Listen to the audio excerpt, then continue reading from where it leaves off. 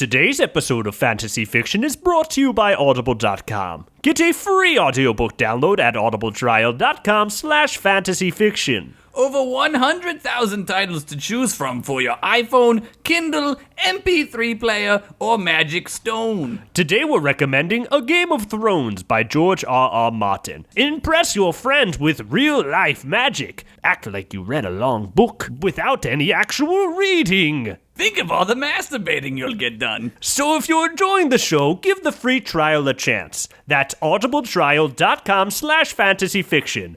Enjoy the episode. Reese's, put down that merc monk. But he's my friend. In the land of fantasy and the fields of fiction, there rode two knights across the plains. Two thieves of the night, two warriors of honor, in the shadow of the mountain cry their name.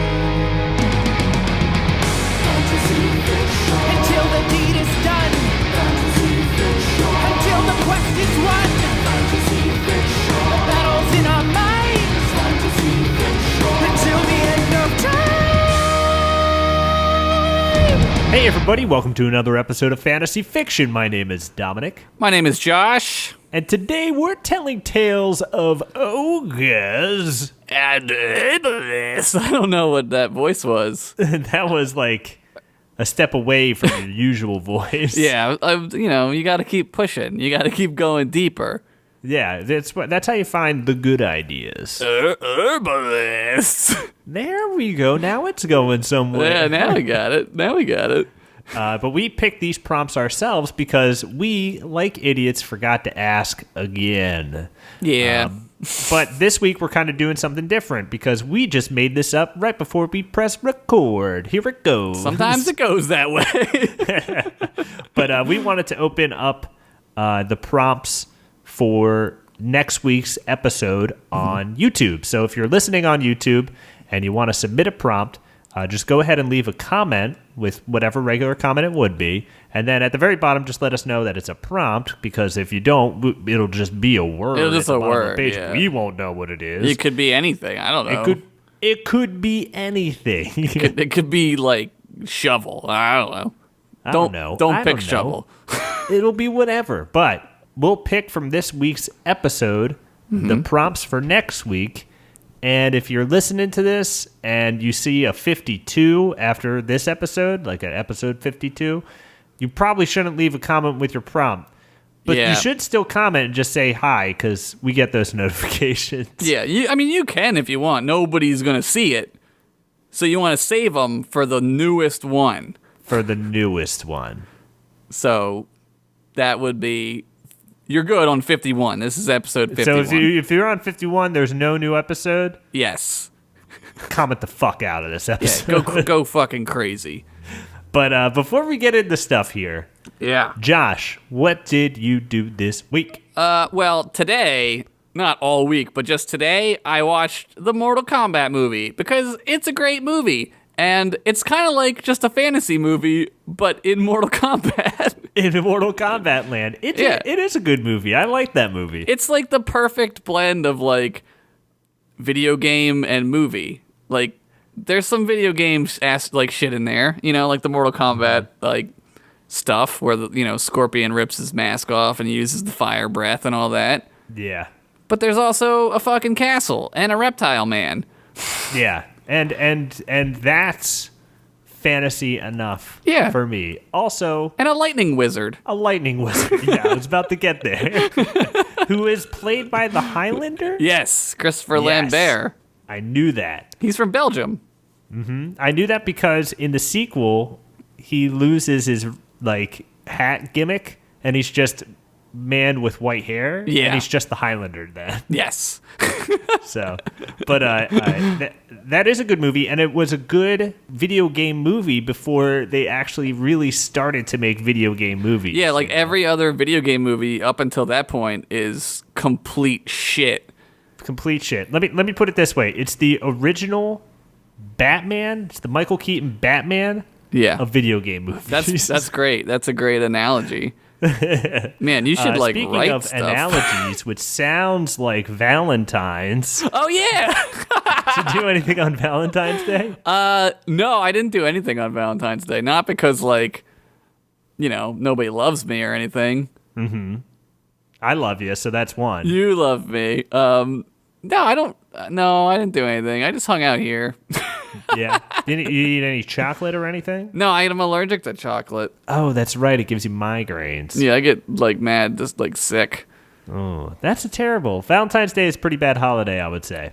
Yeah, I mean, I don't think Valentine's Day should be a holiday. Not because of like the greeting card thing or whatever. I just think people need to like learn how to like stick a dick and stuff good. If you're fucking whoever you're fucking right, there ain't no need for Valentine's Day. Nobody's gonna be like, we need a day where you need to treat me good. Because if you're fucking right, you're getting treated good. Well, I think unfortunately, Josh, we are no longer just cavemen and women where sex is the only other activity that we do. Speak for yourself, dog.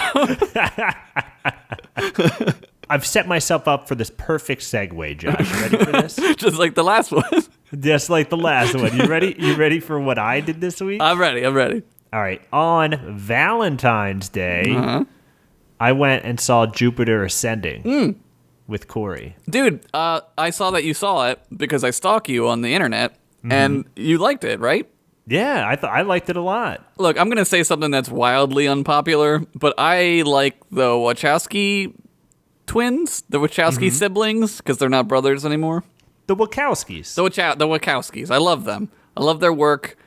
I think the Matrix sequels are good. And half of you probably just stopped listening to the show. Well, have you seen Jupiter Ascending? No, I haven't. All right. Before we went to go see the movie, Corey really wanted to see the movie. She's a big sci-fi nerd. Yeah. So I was on Rotten Tomatoes. I was like, let me just check out the rating. I've not heard a thing about this movie. I just want to see what, people are saying. And it had a 22%. And I went into that film with low expectations. With no expectations, honestly. I was just hoping to have a good time. And I loved it. The chase sequence, the first chase sequence is incredible. I read that article that you put up where they had Did you read that? Where they had to shoot for 6 minutes a day That's insane. to get that fucking chase sequence? That's crazy. Yeah, that's awesome.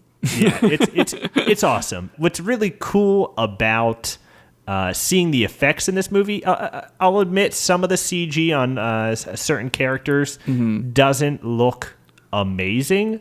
But I mean, it's CG. It's it's whatever. Right, but you're gonna be able to tell it's not. It's real. not real. It's not real. The movie Jupiter Ascending did not happen. It didn't really happen, unfortunately. But the character design was really rad. The costume design was awesome. Yeah. The ships are amazing.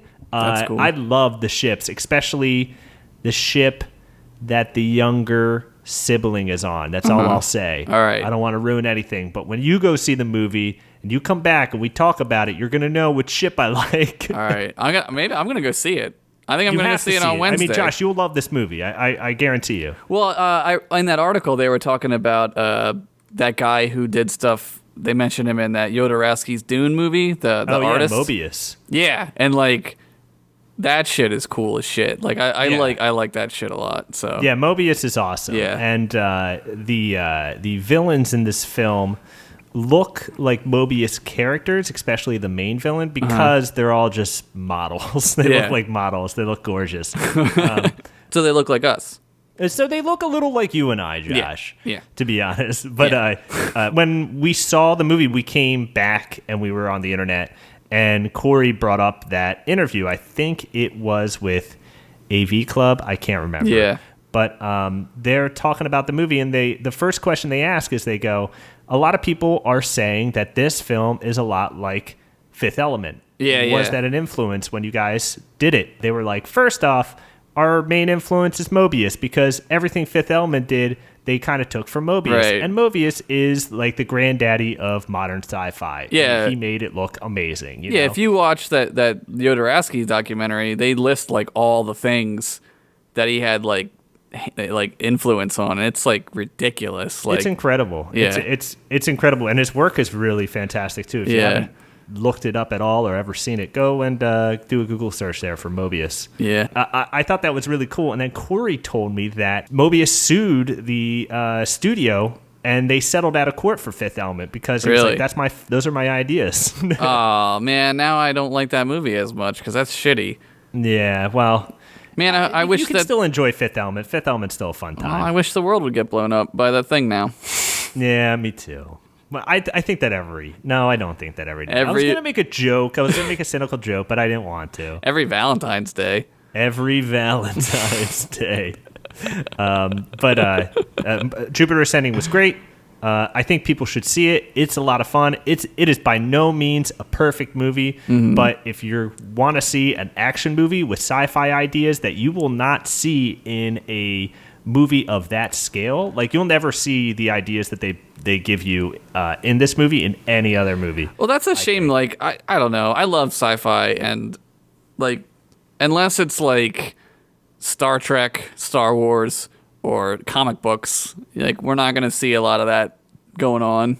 Well, you know? We did just get Guardians of the Galaxy. Granted, that is a comic book. Yeah, that's true. That's true. And before that, there was Cowboys and Aliens. Remember that? Yeah, I remember. I remember when that book came in. I was working at a comic shop when that comic came out. Yeah. And on the comic, I'd never seen it before. On the comic, it was like, soon to be a major motion picture. And I was like, what the fuck? What the fuck is this shitty little book I've never read before or heard about? And, some 8 years later, the movie finally came out. Yeah, it took a while for that to come out. Yeah, it took a long time. I guess there was a lot of reason for it. Yeah. They wanted to make it the most good. Yeah, they wanted to wait until Olivia Wilde was available. But, hey, enough about this. Mm-hmm. Go see Jupiter Ascending, and let's get into some fantasy. Fantasy fiction brought to you by Jupiter Ascending. And the Wachowskis, and Bullet Time. By the way, the bullet time in this, because it's done by them, it looks dope. It's awesome. Dude, they're great. They're great. I don't care what anyone says. They're great. They're awesome.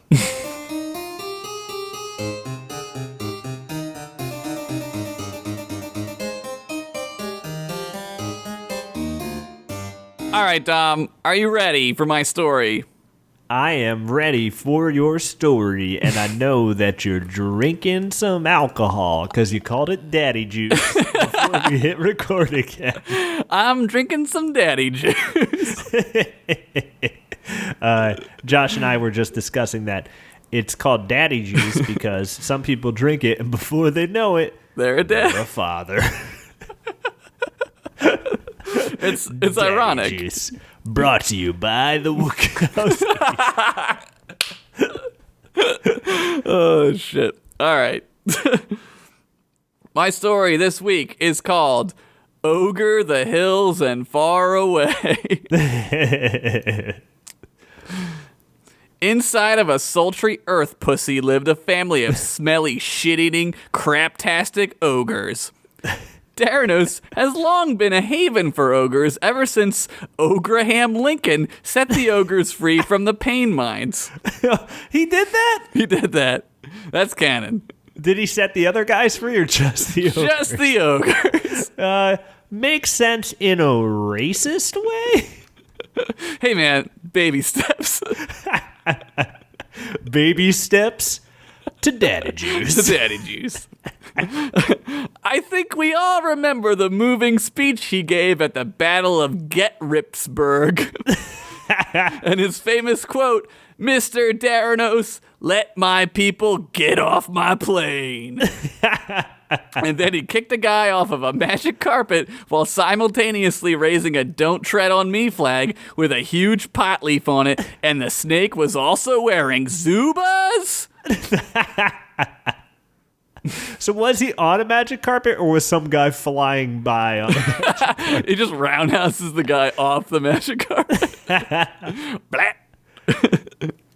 Inside of the earth pussy lived a family of ogres. Now, this wasn't just any family of ogres. Wait, it was? It was just a normal, shitty family of ogres? Okay. Inside of the cave lived a normal, shitty family of ogres. Blort, wake up, honey. It's time for rock counting school, said Blort's mother, a matronly ogre with 2 pair of double G hangers, but a face that would make you Jimi Hendrix in your sleep to death. Is that a face that would make you throw up in your sleep and choke to your death. Vomit? Yes. Yeah, you got it. Blort's eyes opened to the familiar sights of his room, which was no different from most ogre children's rooms. There were skulls on the wall, a ball made out of the stomach of a fire drake, several medals on the wall for ripping the most arms off at ogre camp, and a stack of ogre porn under the bed, which Blort's grandfather had given him with images of ogres lactating on each other. Yeah, Blort's grandfather was buck nasty. I know the truth hidden inside of that joke. It's pretty hard to figure out. Blort, honey, you're going to be late again, said his mother as the camera panned down to her sweet quad hangers for what wasn't nearly enough time to take in their majesty. Blort quickly grabbed his all-seamometer and held it against a candle flame. As his mother walked in, she saw that he was taking his Ogre temperature in his front mouth and not his back mouth. Aw, sweet bubula, aren't you feeling well? She questioned as she leaned over to kiss his giant gross forehead to check his temperature. You do seem a little warm. Blork faked a cough and a sneeze as his mother checked the temperature on the all-seamometer. 2,069 degrees? Oh, sweetie, you're 4 degrees over normal ogre body temperature. You're not going to rock counting school today. Yeah, I better just stay here all day while you go to work, ripping the limbs off. Cough, cough, Blork said as he feigned illness, making sure not to lay it on too thick because moms can smell that shit from like 10 miles away. Okay, sweetie, you just lay here and I'll bring you back some nice human head soup. That always makes you feel better. Blork feigned a fake smile while he mustered up enough snot to blow out of his disgusting nose hole for added effect. His mother walked out of the cave room and soon he heard the familiar sound of her bone car start up and drive off. As he did, he looked at the camera. Wizard Palooza time, pussies. Bow, dope, dope. He said, all cool like Ferris Bueller. Soon Blort was off on his day of skipping school to the most badass wizard festival Big D had to offer. He had long dreamed of being a wizard, which for any ogre was pretty rare. It'd be like if a donkey became a porn star. I mean, it happens, but you don't see it every day. Unless you do, in which case I know exactly what type of person you are. As Blort walked, he made sure not to draw attention to himself. Skipping rock counting school was punishable by instantly being turned into a skeleton, which wasn't too bad, but Blort was only a kid and still wanted his skin. He had only ever gotten to 2.5 base, and that was with his cousin at Ogre Prom, which again, for a person, that's pretty normal. I mean ogre. I mean an ogre. Yeah, an ogre. Blort made his way past the Devil's Shit Pit, a series of lava pits. As he did, he felt a presence he hadn't felt since. Mr. Blort, shouted a man sitting on a mighty steed. Fudge, Blort said to himself. It was Officer Julius Lightcock, the truancy paladin and all-around most pig-like paladin of Daranos. Literally, he was a pig man.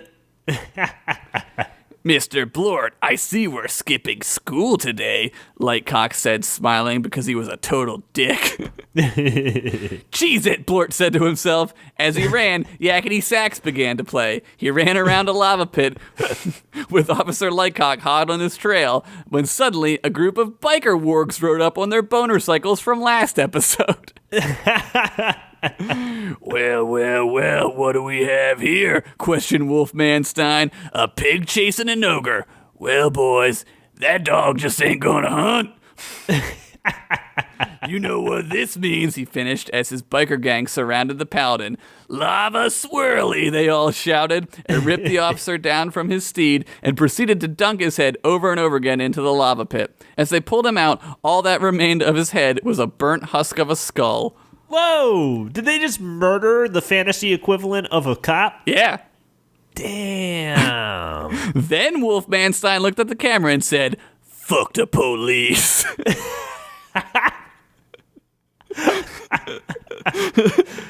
Oh, man, that's good writing.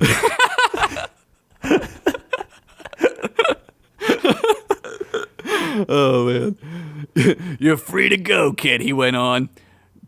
Go be you, little ogre bro."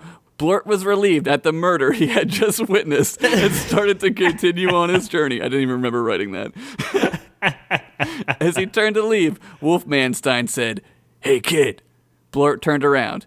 "Catch," Wolfman Stein said as he threw the charred skull to Blort, who caught it and smiled. "Let's roll this crap sickle stand, boys," said the wereman as the gang continued on their way. Damn. Soon Blort could hear the enchanting sounds of wizards doing smells and the smell of funnel cake. Not because there was funnel cake, but that's what doing spells smells like. Sweet, sweet funnel cake. Damn, being a wizard truly is magical. Dude, I want to be one every day. As he approached, he saw a stage being erected with Reese's the Wise standing in front of the microphone. "I just want to make an announcement," he said into the bone mic. "There have been reports of some bad rave rubies going around, so if you run into some rave rubies, please don't eat them. Up next, wife bones. See you sometime whenever we come back to the show," he finished. As he exploded into a puff of smoke, as the smoke dissipated, he was still standing there and slowly began to walk off stage. Can't even get off the stage right, fucking idiot. Just in a cloud of funnel cake smell. Oh, dude, pretty sweet. Dude, I wish they gotta sell that candle. Yeah, oh, dude. There's a Yankee Candle store where I live, so you know what that means. You gonna go ask? I'm going right now. Goodbye! Blort took it all in. This is where he belonged. He spent the day learning all he could, because learning is the new being apathetic. He learned Fire Spell, Ice Spell, Engorgio, Oculus Reparo, and Oculus Rift Reparo. Because that thing is going to take off, and someone's going to have to fix them when they break. And somebody's gonna have a job in high school. That's right. Finally, Blort... Rock County School. If you can count a rock, you can fix anything. Pretty much. It's just math. Finally, Blort came across an old wizard just straight dope chilling on the lawn while Ice Z was wizard rapping the set of his life. Damn. "Hey, kid, want to expand your mind?" asked the wizard. "Oh, yes, sir. I'm here to learn all I can. I want to be a wizard when I grow up." Right on, said the wizard, who had all dreads, and his beard was also in dreads. "Smash on this," he said as he whipped his glowing green emerald staff around and magically conjured a bong made from the leg bone of a mountain troll with the words, "They see me trolling, they hating," scrolled on the side in an ancient, long-forgotten language. "Are you some kind of herbalist wizard?" Blort asked innocently. "Yeah," said the wizard. Blort took a huge rip from the leg bong, and instantly his mind was transformed. He suddenly realized that the magic he sought didn't come from magical staves or wands, but from within his own mind. He traveled through space and time like when Gandalf fought the Balrog, but with more big-titted, comely bitches in there. Each titty saw represented an entire age, and each set of titties themselves grew in magnificence. Finally, Blort reached the limit of knowledge, and he came face to face with himself in a mirror. He reached out to touch the mirror, but noticed the mirror version of himself didn't move. "I am here to tell you the ultimate truth," said the mirror version of Blort. "Are you ready?" "I am, Blort," regular Blort said, as he blew smoke out of his nose, and it formed into a naked woman, spread eagle, but instead of having a vagina, she had the Illuminati eye. Damn, now that's some truth. Dude, you know it's true if there's Illuminati eyes on it.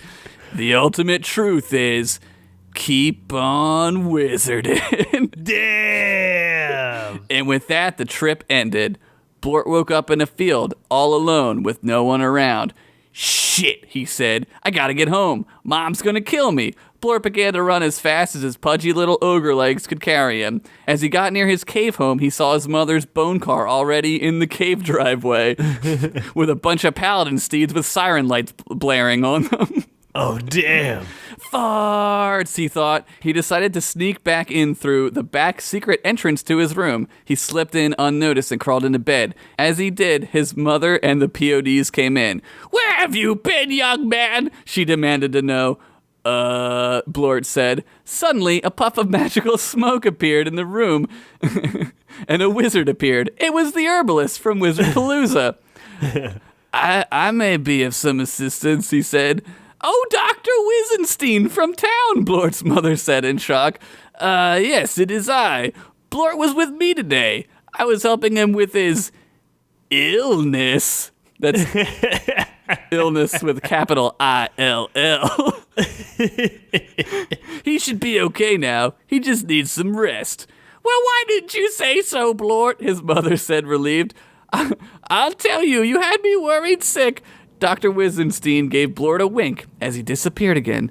Blort's mother leaned over and kissed his head. "Now you rest now, sweetie," she said as she left the room. Suddenly, Blort's all-see ball flashed on, and Doc Wizenstein appeared in ghost form in his room. "Weed will always be with you. Always," he said. Then disappeared. Blort laid back and put his hands behind his head, relaxed, and put his all-see headphones on his ears. Slow Ride began to play as he closed his eyes. Wizards smoking weedsy. Wizards suck on these nuts. Finn. Oh my gosh, Josh. That was a great story. That was fantastic. Thank you. I loved it. I had a great time. This was like seeing Jupiter ascending in the end. That's Jupiter Ascending. Sponsored by the Wachowskis. Now in movie theaters. Now in movies for not long, not much longer. Go see it. You better go see it like today, because it's Tuesday.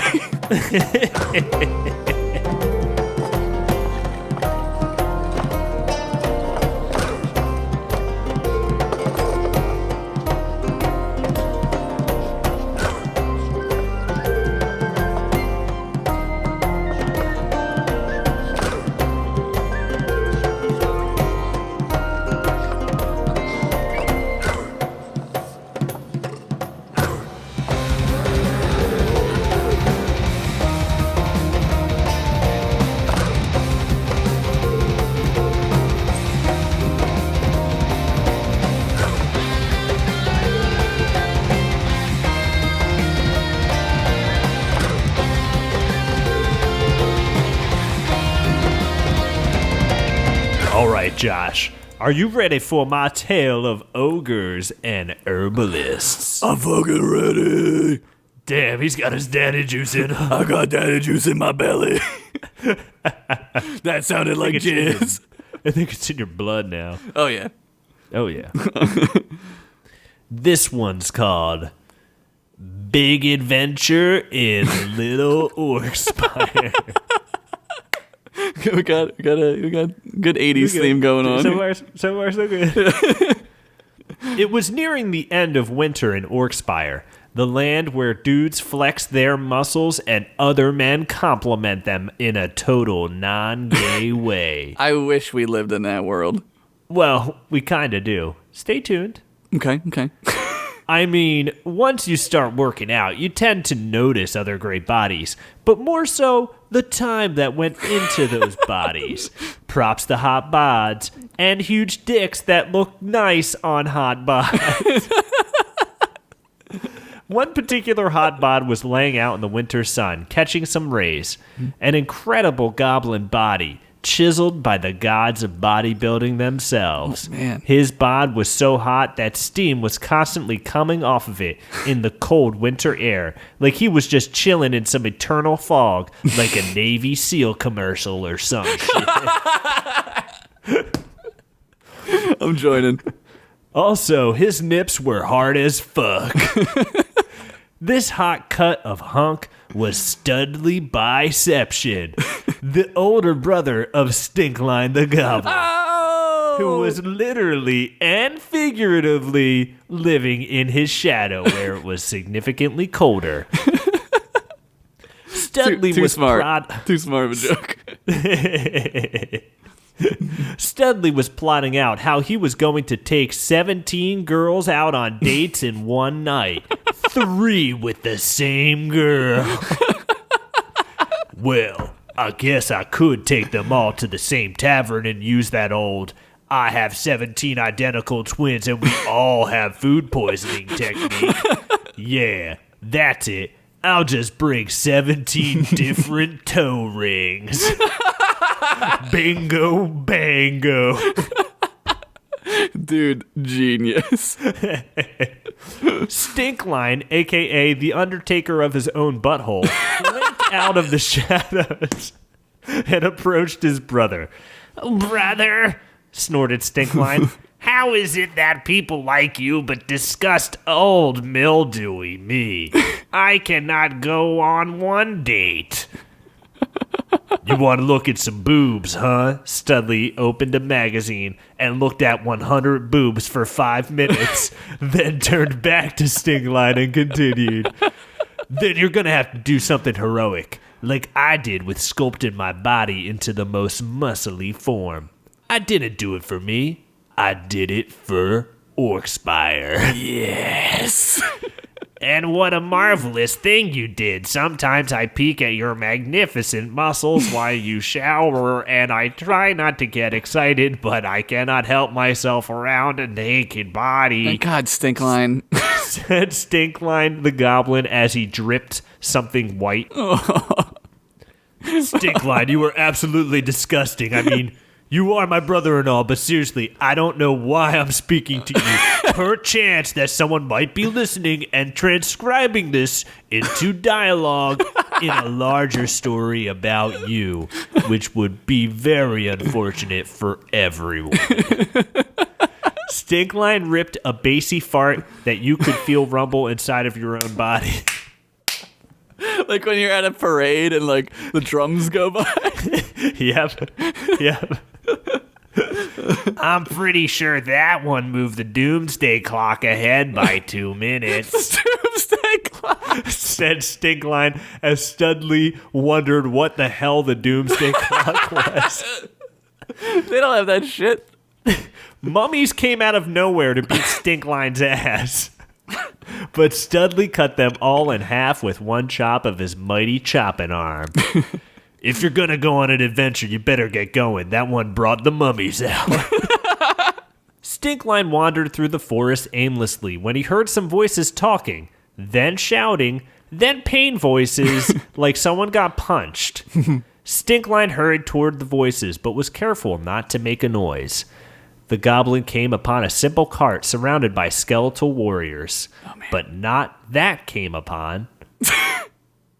Give us the gold. Wait, what's that? You have to specify with Stinkline. You gotta make sure. Yeah, because he's a fucking disgusting shithead. Give us your gold and the sausage shipment, dwarf, before we kill your only son, shouted one of the skeletons. Yes, we are evil thieves who have done their research, added another skeleton. I'm thinking about lighting your wooden nipples on fire. No, yelled the older dwarf. Stinkline mustered up all of his courage and stepped forward with his arms in the air. Stop what you're doing, it is... Oh no, pee is coming out. Oh, God. The skeletal warriors turned their red eyes upon the goblin, who began to quiver and sweat and pee more. Then he began to salivate as he noticed the cart was full of sausage. Holy shit, let's cripple this dude's ass. Yelled a skeleton, and then he punched Stinkline in the face. The other skeletons joined in, and when they were through with Stinkline, they tore open his shirt and spray painted NWO on his back. Dude, that's awesome. After the beatings, one of the skeleton warriors dropped his club and said, Hey, does anyone else feel like really good after beating that horrible goblin's ass? You know, I was just gonna say the same thing, said the other skeleton. I guess we all just kind of had a lot of pent-up anger inside of us. We just need to get it out. Yeah, I feel like a weight has been lifted off me. Like I could go be my own skeleton or something, not having to follow anyone's orders anymore. Yeah, let's go get jobs as reference models for an art school, said the last talking skeleton as they all threw their weapons down and walked off holding hands. I'm glad that they found some peace in their life. Some hours later, Stancliff opened his eyes to the dwarf father and son that owned the cart. Wow, he's waking up, spoke the father dwarf. Got any cheese? Said Stancliff as he seemed to fart a fart that breathed life back into him through his own butthole, but released death to any surrounding insects or plants. It's like a soul stone fart. You should be dead after the beating you took, spoke the younger dwarf. The father and son, they have different accents, apparently. It's kind of my thing, replied Stancliff. I can take almost any beating, no matter how savage, brutal, or how many wooden planks with knives stabbed through them they beat me with. Well, it's good you're okay, said Dwarf Dad. And thank you once again for protecting our shipment of ogre toe sausage. It is mostly swamp rat toe, added the dwarf son. But we use a lot of sausage filler, a.k.a. animal sack. So the sausage really isn't for anyone who isn't starving. Sounds great, said Stancliff as he picked himself up and stumbled over to the cart where he began to gnaw and drool on fistfuls of sausage. He was loving it. Well, I am the sausage king. It says so here on the cart, said Dwarf Dad, gesturing to a sign on the cart where every word was spelled wrong and some letters were not letters. My son's an herbalist. He seasons the sausage. I use mostly grass and ragweed, though I have been known to experiment with dry grass, said the younger dwarf. But I could make some really delicious sausage if I could just retrieve the satchel of sick-ass seasons, which happens to be right over there in that spooky graveyard. Now, son, added Dwarf Dad, you know that room the satchel is in is for true-blooded royalty, and you know that tomb is haunted, and you know you need a hero to even step foot in there. Stancliff realized his chance. Help Dwarf Son become some kind of super seasoned boy and become a hero. Soft snow fell on the cemetery as Stancliff and Prince Sausage pushed open its metal gate.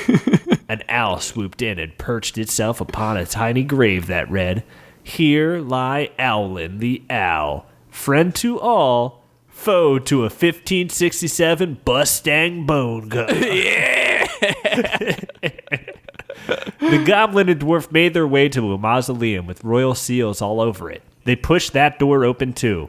A giant armored skeleton was curling a dumbbell as the two walked into the mausoleum. The skeleton carefully placed the dumbbell onto the rack, turned to the goblin and prince and shouted, 15! I mean, who dare come in here? It's good that he's responsible with his weights, like they tell you to be at the gym. Oh, yeah, you gotta be careful. You can't just drop that Yeah, you shit. gotta put it back. I bruise easy, shouted Stancliff as a second wave of beatings began. This went on until the giant skeleton got tired and fell asleep. The dwarf and goblin continued searching the mausoleum when they They just continue. they just went on about their ways. But before long, they spotted it, the satchel of sick-ass seasons. It was placed neatly in a just sitting there kind of way, but in the hands of a statue of a once royal chef. So, I mean, someone set it up. But anyway. Props. That's it, shouted the dwarf son, when suddenly the mausoleum began to rumble. Run, shit, run! Shouted Stancliff, but it was too late. Dwarf son began to glow gold and float. Whoa. As he did, something sang. He is the sausage prince. He is actually a real ass prince. You thought it was all made up, but this boy can season some sausage. The satchel floated over to the dwarf son, and the two landed. We did it! I retrieved the satchel! My life will slightly improve! Thank you, Goblin! The dwarf went to hug Stinkline when suddenly all the tombs opened up and buff mummies came out. The buffest mummy looked at Stinkline, then turned to his buff mummy brothers and shouted, "Looks like beating's back on the menu, boys!" Fuck yeah. The end. Dude, that was a great story.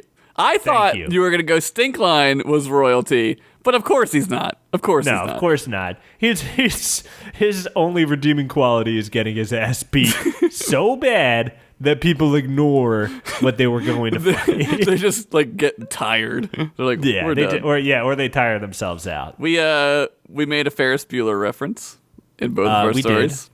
We did. We did it again. So if we are brothers. if you're at home playing the take-home edition of Fantasy Fiction Bingo, do a shot. Do a shot and move your piece back 3 spaces. Yes.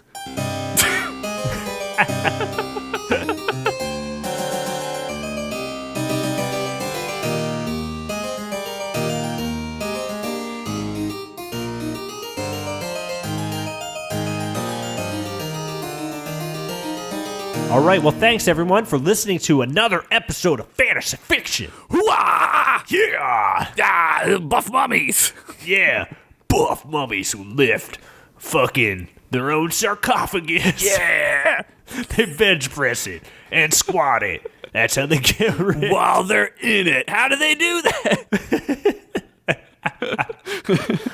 If you want to support the show, you can do so by buying a t-shirt at fantasyfiction.bigcartel.com. If you need a link, you can find it on our Facebook page, or we tweet out links often on Twitter. So actually, if you just type fantasy fiction shirt, I think it should It'll come up. in Google. The internet.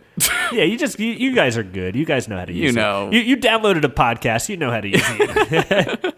Clearly. We also have a P.O. box if you wanted to send us something. Some people have emailed us asking where they can send things. You can mail us at Fantasy Fiction, P.O. Box 41, Fairless Hills, PA 19030, USA. The best country in the world besides In the world. The best one. Yes. Guess how many of us have iPhones? So many of us. People who can't even afford food have iPhones. That's how great we are. That's how great we are. But if you did send us something to the P.O. box, please send us an email and let us know what you sent us so we can properly thank you. Yeah, well, thank you on the show. Yeah, so we can thank you on the show as well and mention you. Yes. And get your name out there so people know who Mark is. Yeah, or maybe your name's like Haley or Heather. Haley or Heather. Janny. Whatever it is. Maybe you made your own name up. Just make it up. We made up this whole show. Yeah. Cliff. Another way to support the show is by leaving an iTunes review. And Josh, did you have a review picked out that you wanted to read? I have a good review picked out. It's by Glitched Pixel, and it's titled Wholesale Family Entertainment. Wholesome, sorry, not wholesale. Wholesome family entertainment. Okay, I was going to make sure we are not offering wholesale. No, we're already free, so yeah, it's already free. 5 stars, and it says, "I'd never show this to my mom. My dad might appreciate it. He left me a fart as a voicemail once. He's 52." Your dad might appreciate it. Your dad might appreciate this episode. It had some farts in it. There's a mom in this episode. Maybe your mom wants to listen to that. Your mom will like it. She's in the episode. Maybe she'll like her dope hangers. Yeah. Maybe. But once again, thank you guys for doing everything you do, listening to the show. And if you're on YouTube and you're listening and you want to suggest a prompt, go ahead and leave a comment and let us know what you think we should write about in the next episode. Yeah, don't pick herbalists or ogres. That was this episode. Okay? And if you say war, Josh and I won't be able to do it still because it's too big. There's a bit of organization that goes on with just recording this episode. Yeah, we got like to organize like an army. Like that takes at least. That's so long. Ugh. Oh my god. I mean, we honestly that would be a fantasy fiction fantasy as a war between the two things. Yeah. But maybe in the future. Yes. But hey, if you're listening to YouTube anyway, why don't you go ahead and like, subscribe, comment with just whatever you want to put, and just have a great time. Yeah, just do whatever. I'm not gonna tell you what to do. You do whatever. I won't tell you what to do, but I'll list things you could do. There it is. Like go see Jupiter Ascending.